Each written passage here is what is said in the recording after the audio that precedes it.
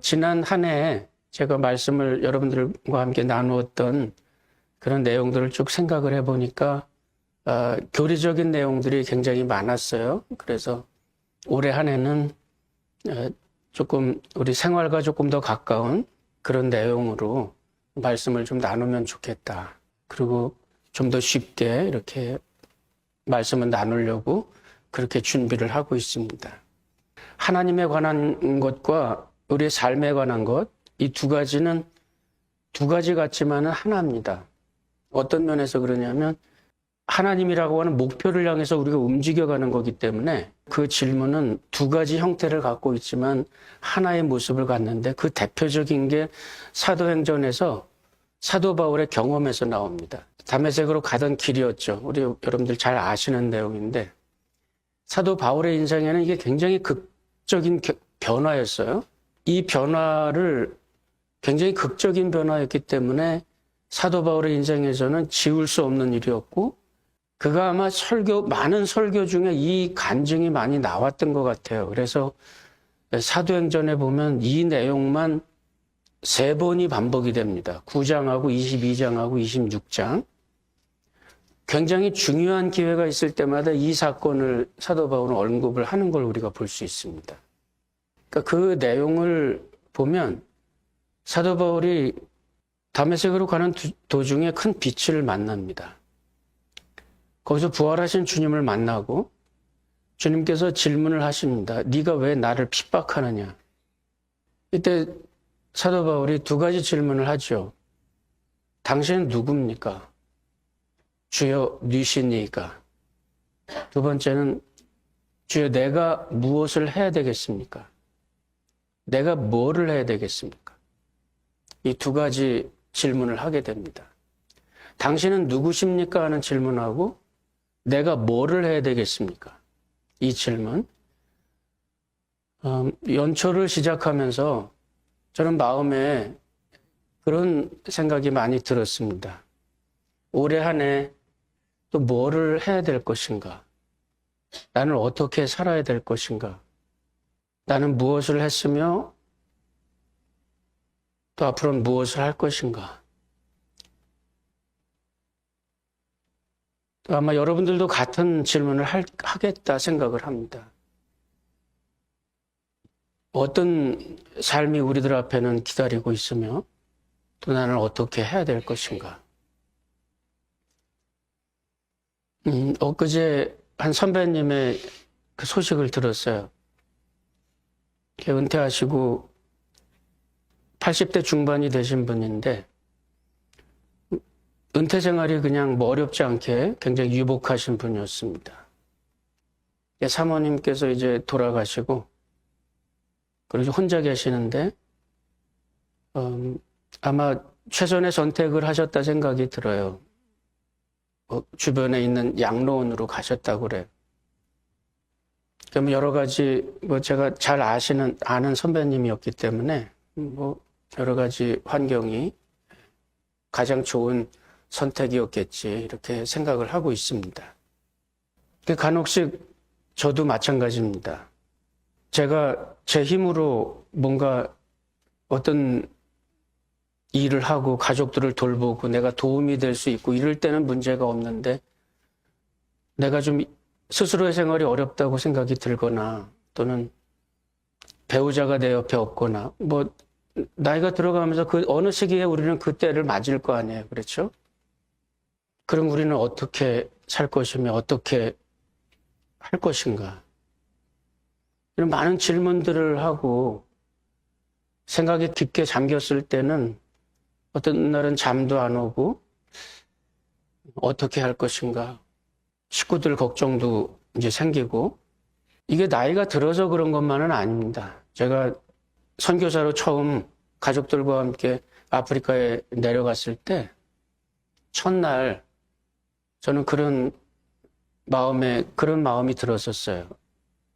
두 아이가 옆에서 자고 아내와 내가 함께 있고 이제 어떻게 할까? 어떨까? 앞으로의 인생은 어떨까? 정말 생면부지의 이 땅으로 이 바다를 건너서 지구 반대편에 와가지고 과연 나는 아이들을 데리고 가족들을 데리고 잘 할 수 있을까? 이제는 어떻게 할까? 한 해를 시작하면서 우리가 같은 질문을 하는 걸 아닐까 생각을 합니다. 그러면서 그런 생각이 들었어요. 내가 예수를 믿는 사람으로서 이 질문을 한다는 거는 이거는 굉장히 궁극적인 일이다. 영어 표현으로는 ultimate이라고 그러죠. 궁극적이다. 이 말은 아주 근본적인 질문을 우리가 하는 건데 단순히 그저 내가 어떻게 살지? 가족들을 어떻게 먹여 살리지? 내가 혼자 어려워지면 내가 어떻게 하지? 이런 단순한 어떤 그런 질문 넘어서서 예수를 믿는 사람이 가지고 있는 그 궁극적인 질문이라 이렇게 얘기한다면 그 성격이 좀 달라요. 그것은 뭐냐면 예수를 믿는 사람들이, 신앙을 가진 사람들이 그런 질문을 할 때는 그건 하나입니다. 내가 믿음을 가지고 내가 지금 여기서 내가 어떻게 살 것인가? 천국에 갈 것을 의심하는 건 우리는 아닙니다. 그렇기 때문에 우리는 내가 어떤 두려움에 휩싸인다. 내가 어떤 불확실한 어떤 미래를 놓고 내가 어떤 의혹 또는 불안함, 이런 것, 두려움, 이런 것들을, 그런 감정들을 느낀다는 거는 좀 더 근본적인 질문이에요. 그건 어떤 거냐면, 다른 예를 하나 들면 궁극 원리라는 말이 있어요. 궁극 원리라는 말은 철학적인 단어인데, 과학이나 기술, 여기서 말하는 궁극적인 원리, 자연의 법칙, 이런 걸 말하는 게 아니라, 철학적이고 이 심미적인 의미에서 궁극적인 게 뭔가 하는 질문이에요.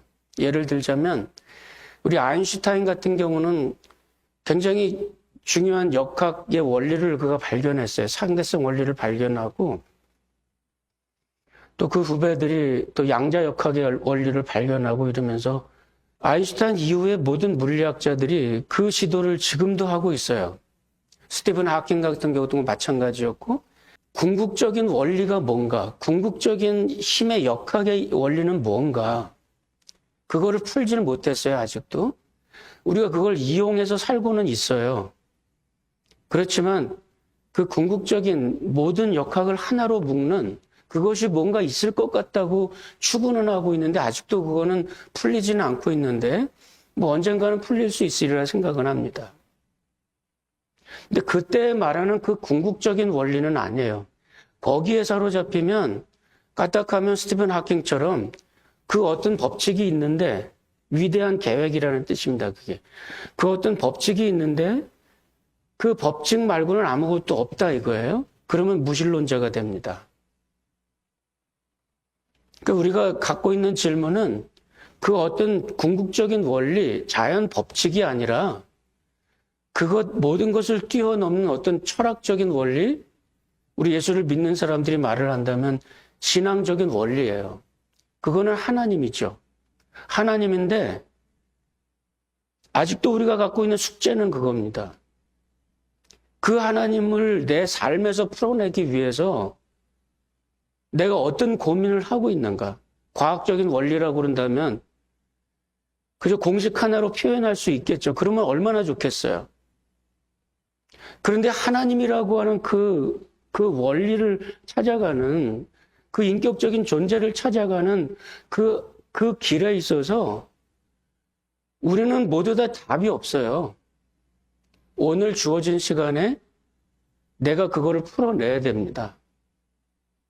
이것이 내가 갖고 있는 숙제고, 지난해뿐만 아니라 올해 한 해도 앞으로 죽을 때까지라도 우리는 날마다 아마 이 숙제를 끌어안고 이거를 어떻게 내가 내 삶에서 풀어낼 것인가. 때로는 희생도 해야 돼요. 그래야 알 수 있고, 때로는 사랑도 해야 됩니다. 그래야 깊이가 뭔지를 알 수 있고, 때로는 고생도 해야 됩니다. 그래야 그 말씀이 인격화된다는 것이 어떤 것인지를 깨달을 수 있고, 평생 눈물의 빵을 먹어보지 않은 사람이 다른 사람의 슬픔을 이해한다는 건 불가능한 일입니다. 그러니까 때로는 그 어려움들을 우리는 겪어요. 그러면서도 우리는 그 안에서 풀어내야 됩니다. 신앙의 의미는 뭐며 하나님이라고 하는 그 뜻은 뭔가? 이게 사도 요한이 가졌던 고민과 답 중에 하나였어요. 사람들은 그 궁극적인 원리가 뭔가? 그거를 헬라의 철학자들은 로고스라고 표현했어요. 로고스야. 궁극적인 원리 어떤 것이 있는데 그게 뭔지는 몰라요. 그런데 그 어떤 것이 있을 거야. 이게 가정입니다.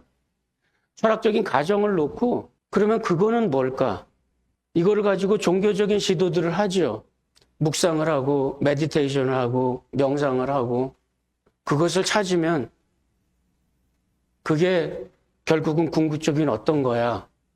그렇게 생각하는 사람들에게 사도 요한이 했던 얘기는 그겁니다. 신약 원어 성경으로 보면 그게 너무나 분명해요. 사람들은 로고스는 그 어떤 원리야 이렇게 말하고 생각하고 그것이 어떤 걸까 이렇게 생각하고 있는 사람들 그 사회 속에서 태초에 로고스가 있었습니다. 그 로고스라는 것은 하나님 자신인데 그 말씀이 그 로고스가 하나님과 함께 계셨고 그 말씀이 육신이 되어 우리 가운데 거하신 분이 예수님입니다. 요한복음 1장은 이렇게 시작합니다. 그 근본적인 원리가 어떤 것, 어떤 존재, 어떤 원리 이것이 아니라 우리 예수를 믿는 사람들이 교리적으로 신학적으로 답하는 거는 그 원리가 비인격적인 어떤 것이 아니라 그것은 하나님입니다. 그리고 그 하나님을 우리가 어떻게 아느냐면 그 하나님이 우리의 삶 가운데 오셨던 분이 예수님이고 말씀이 육신이 되어 우리 가운데 거하심에 우리가 그 영광을 보니 아버지의 독생자의 영광이요 은혜와 진리가 충만하더라. 그 하나님이 우리와 함께 계신 분 아들을 낳으리니 이름을 예수라 하라. 이는 하나님이 우리를 구원하신다는 뜻이라. 처녀가 아들을 낳으리니 그 이름을 임마누엘이라 하리라. 하나님이 우리와 함께 하신다는 뜻이다. 그러니까 우리는 이 숙제가 있어요. 하나님이라고 하는 그 우리들의 믿음의 목표, 그 방향, 그 하나님을 우리는 나의 삶에서 어떻게 풀어낼 것인가. 이럴 때 우리는 두 가지 질문을 합니다. 하나님 당신은 누굽니까? 하나님은 누구지? 하나님은 어떤 분이지? 성경을 통해서 하나님에 대해서 배우고 그 하나님에 대해서 하나님이 이런 분이라고 규정을 우리는 합니다. 이게 교리예요. 그 하나님께서 나와는 무슨 의미가 있지? 나는 그러면 무엇을 해야 될 것인가? 그러면 우리는 어떻게 살 것인가? 프란시스 세퍼가 했던 고민 중에 그 질문이 중요한 질문이 나옵니다. 그러면 우리는 어떻게 살 것인가? 그럼 우리는 어떻게 살까요? 이 두 가지 질문을 놓고 앞으로 한 1년 동안 저는 여러분들에게 또 다른 질문을 드리고 또 여러분들이 도움이 될 만한 성경적인 답들을 제시를 하고 그러면서 우리는 스스로 이제 그 질문들을 풀어나가려고 합니다. 그 두 질문이 갖고 있는 한 가지 총체적인 뜻이라는 거는 바로 그거예요. 그 하나님이 오늘 나에게 어떤 의미가 있는 것인가? 때로는 우리가 그런 마음이 듭니다. 좀 눈앞에 그냥 분명하게 딱 보여주시면 얼마나 좋을까? 내가 치료가 힘든 병이 생겼는데 그냥 어느 순간에 싹 없어지게 만들어주시면 얼마나 좋을까? 내가 생활에 정말 어려운 문제가 생겼는데 한 방에 해결해주면 얼마나 좋을까? 그러면 하나님을 그냥 내가 확실하게 믿게 될 텐데. 여러분, 그럴 것 같죠? 근데 그렇지 않아요. 질문은 끝도 없이 일어납니다. 그 삶의 의욕들은 끊임없이 우리의 마음속에 자리 잡을 거고 그것은 늘 날이면 날마다 떠나질 않고 있어요. 그런데 그런 가운데서 그런 가운데서 우리가 하나님의 은혜를 발견할 때 아마도 그 감동이라는 게 날마다 우리를 더 새롭게 하고 또 그 은혜 가운데 우리를 굳게 지켜주는 건 아닌가. 그 뜻은 그겁니다. 하나님께서 지금 나의 삶에 의미를 부여하시고 나에게서 그것을 찾으신다는 뜻이에요. 하나님은 신령과 진정으로 예배하는 자를 찾으신다 그랬죠. 하나님은 찾으세요. 뭐를 찾으시느냐 하면 우리들의 마음속에 하나님의 의미, 신령과 진정으로 예배하는 자, 하나님을 추구하며 찾아가는 자. 하나님, 내가 여기서 좀 잘 됐으면 좋겠습니다. 여기서 좀 무병장수하면 좋겠습니다. 여기서 좀 만사형통하면 좋겠습니다. 여기서 부귀영화가 좀 나에게 오고 내가 좀 명예롭게 그렇게 되면 좋겠습니다. 그런데 그것보다 더 중요한 거는 하나님께서 갖고 계신 관심이라고 하는 것은 내가 여기서 뭔가 이 세상의 어떤 것에 취해 있는 이런 것이 아니라 나의 삶에 하나님을 향한 나의 삶을 어떻게 내가 풀어가고 있는가. 고난이 올 때는 어떻게 고난을 대하고 마음에 갈등이 올 때는 어떻게 그것을 대할 것이며 마음에 유혹이 올 때는 어떻게 그것을 해결해 나가며 하나님을 향해서 우리가 꾸준하게 어떻게 움직여가고 있는지를 이게 예배예요. 그거를 하나님께서 찾으시고 그것을 하나님께서 보고 싶다는 겁니다. 그것이 하나님의 뜻입니다. 이 세상 속에서 이 세상의 어떤 것들을 이루어가는 게 아니에요. 하나님의 의미가 어떤 것을 추구해가고 찾아가는 겁니다. 우리가 이 세상에서 가지고 있는 고민이라는 거는 그런 면에서 궁극적이라는 말은 그겁니다. 궁극적이라는 말은 내가 갖고 있는 질문과 숙제와 과제의식이 지금 여기에 있는 게 아니라 여기서 잘 살고 여기서 건강하고 여기서 어떤 게 아니라 내가 여기서 어떻게 하나님을 향해서 그 질문을 풀어갈 것인가 하는 거예요. 그것이 하나님을 찾는 것이고 그것이 우리가 가지고 있는 질문이라는 것은 그런 면에서 다르다는 뜻입니다. 하나님, 내가 병이 생겼는데 나를 좀 치료해 주세요. 그 기도가 얼마나 간절하겠어요. 그런데 그것이 그저 여기에서만 끝난다면 기독교는 미신이 돼버립니다. 내가 이 고난과 이 어려움 속에서 때로는 이 은혜 속에서 이 행복 속에서 이 형통함 속에서 이 건강 속에서 이 성공 속에서 내가 어떻게 하나님의 의미를 풀어나갈 것인가. 이것이 우리가 가지고 있는 궁극적인 질문이라는 뜻입니다. 하나님은 누구며 나는 그러면 나는 어떻게 무엇을 해야 될 것인가? 하나님의 의미는 과연 나에게 어떤 것입니까? 요한복음 9장에 보면 그런 이야기가 있습니다. 예수님께서 길을 지나가는데 앞을 보지 못하는 맹인을 만났습니다. 제자들이 물었어요. 이 사람이 맹인이 된 것이 누구의 죄 때문입니까? 자기의 죄 때문입니까? 부모의 죄 때문입니까? 이렇게 물을 때 예수님께서 자기의 죄도 아니고 부모의 죄도 아니고 하나님의 뜻을 나타내려 합니다. 어떤 사람은 어떤 인권을 외치는 사람들 같으면 어떻게 하나님이 하나님의 일을 드러내기 위해서 사람을 맹인으로 만든답니까? 그러면서 항의를 할 수도 있겠죠. 근데 그 뜻이 아니에요. 그게 아니라 그의 그 고통과 삶의 현장에서 하나님의 뜻이 어떤 것인지를 나타내려 한다. 맹인이 되는 환경 속에서 남들의 무시를 받고 어려움을 당하고 따돌림을 당할 때 하나님의 뜻은 뭔가? 그가 치료를 받고 정상적인 시력을 회복했을 때 그것이 단순한 어떤 축복과 치유가 아니라 단순한 기적이 아니라 그것을 통해서 하나님이 하나님의 뜻을 어떻게 나타낼 것인가? 이것이 더 중요한 거예요. 이거를 신학적인 단어로는 가시화라고 합니다. 우리 눈에 보여지게 만든 거예요. 마태복음 9장에 보면 또 하나의 이야기가 나옵니다. 예수님께서 강론을 할 때 중풍병자를 친구들이 데리고 옵니다. 그리고 예수님께서 내 죄사함을 받았느니라 말씀하시고 일어나 걸어가라. 침상을 가지고 걸어 나갑니다. 그때 주님께서 내가 이 세상에서 죄를 사하는 권세가 있는 줄을 너희로 알게 하려 한다.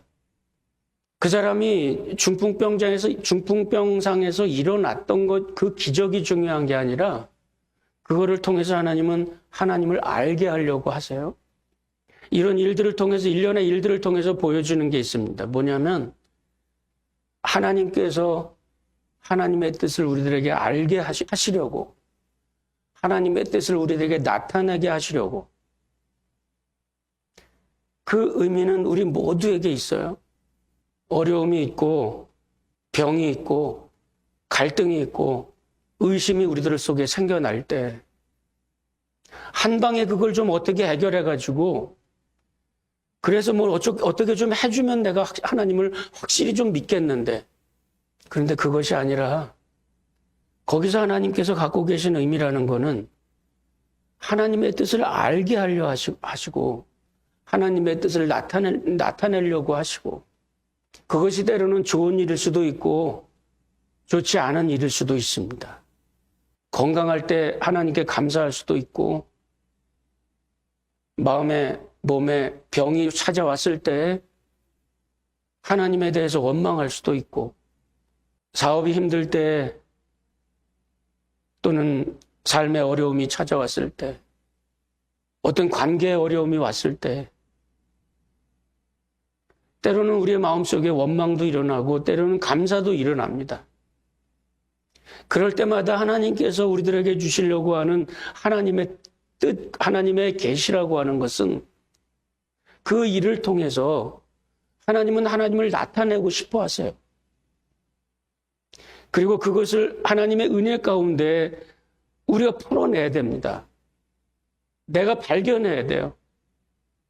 하나님의 말씀을 가지고 기도하면서 찬양하면서 내 속에 끊임없이 일어나고 있는 이 갈등 가운데서 우리는 하나님을 향한 길을 찾아야 되고, 이 세상에 넓고 편한 길을 제쳐놓고 신앙의 좁은 길을 찾아 들어가면서 거기에서 열려있는 하나님을 향한 그 천국을 향한 계단들을 찾아가고, 그런 의미에서, 궁극적인 그 뜻에서 본다면 우리의 모든 생활의 순간에 하나님은 우리와 함께하고 계시고 내 속에 있다고 하는 것을, 그 보석을, 우리들 삶의 그 은혜를 마치 하나님께서 두신 그 보물찾기와 같은 그것을 우리가 찾고, 그것을 찾고 그 안에서 기뻐하고 그 안에서 승리하기를,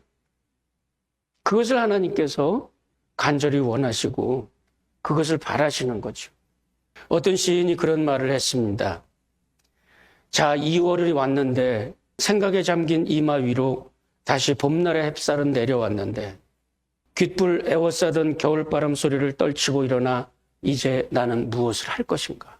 봄의 햇볕이 내려오는데 이제 나는 무엇을 할 것인가? 저 광막한 광야로 떠나서 거기서 외로운 투사가 될 것인가? 바보가 될 것인가? 우리에게 주어진 많은 시간들, 언제나 이 질문들은 우리들 가운데 있을 겁니다. 언제나 의심은 있을 거고 언제나 감사도 있을 겁니다. 그러나 그보다 더 중요한 게 있어요.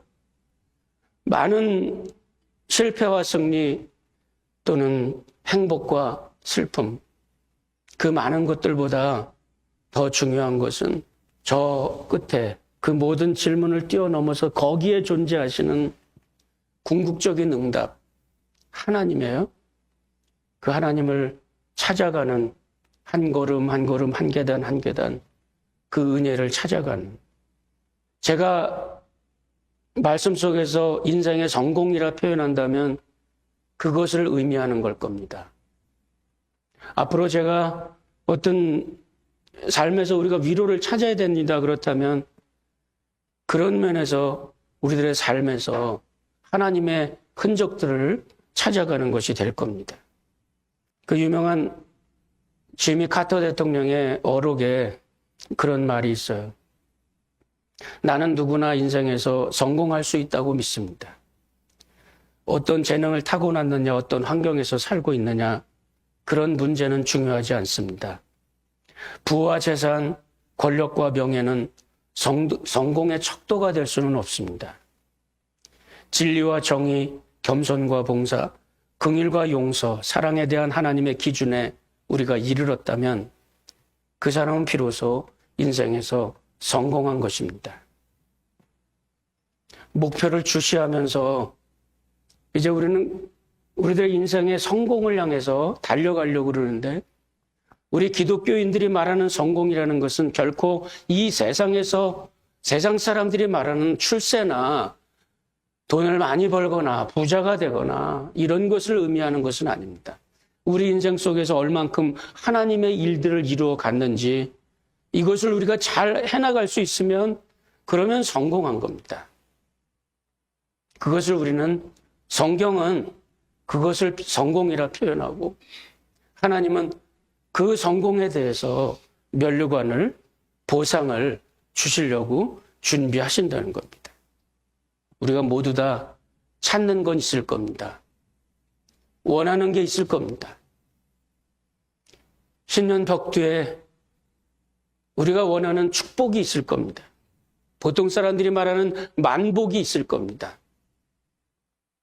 그러나 그것보다 더 중요한 거는 그것을 뛰어넘어 궁극적인 어떤 복으로 존재하고 계시는 그 하나님을 우리가 찾아갈 수 있다면, 그리고 그 하나님을 우리가 발견할 수 있다면, 그러면 우리는 인생의 진정한 의미의 승자가 되고 또는 진정한 의미에서 성공한 그런 사람이 될 수 있을 겁니다.